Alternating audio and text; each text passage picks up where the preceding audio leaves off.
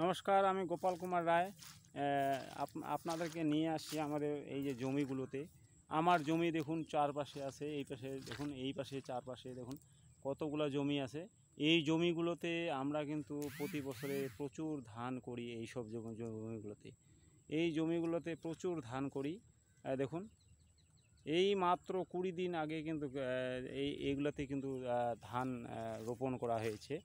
তো ধানটি গ্রোথ হিসাবে খারাপ না, এখনও পর্যন্ত ধানের গ্রোথ খুব সুন্দর। তো কিছু জায়গায় শুধু ঘাস হয়েছে। এই সব জায়গাগুলোতে দেখুন প্রচুর একটু ঘাস হয়েছে। এই ঘাসগুলোকে উঠানোর জন্যই কিন্তু একটা ব্যবস্থা করতে হবে।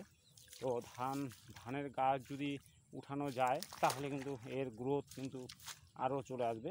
তো এই জায়গাগুলো আমাদেরকে লক্ষ্য রাখতে হবে। ধান গাছে যদি আমরা কিছু মেডিসিন এখানে যদি প্রয়োগ করি তাহলে কিন্তু এর যে গ্রোথ সেটা কিন্তু চলে আসবে। তো এই জন্যই আমাদের কিন্তু এবার কিন্তু পদ্ধতিটা অন্যরকম করতে হবে। তো এই যে জমিগুলোতে আমরা করি, এখান থেকে অনেকটা ধান আমরা পেয়ে যাই। তো এর থেকে আমরা কিন্তু সারা বছরই ধানটি কিন্তু আমরা ব্যবহার করি। ধানের থেকে চাল থেকে কিছু আবার উপার্জন করি, কিছু বিক্রি করা হয় কিছু জিনিস।